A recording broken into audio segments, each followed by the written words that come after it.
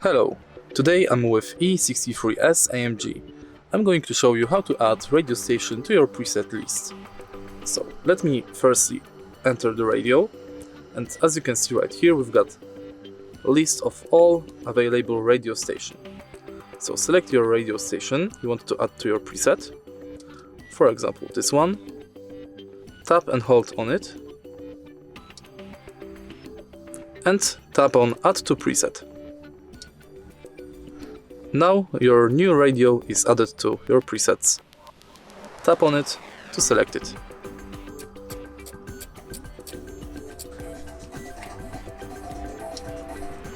If you find this video helpful, please leave like, comment and subscribe.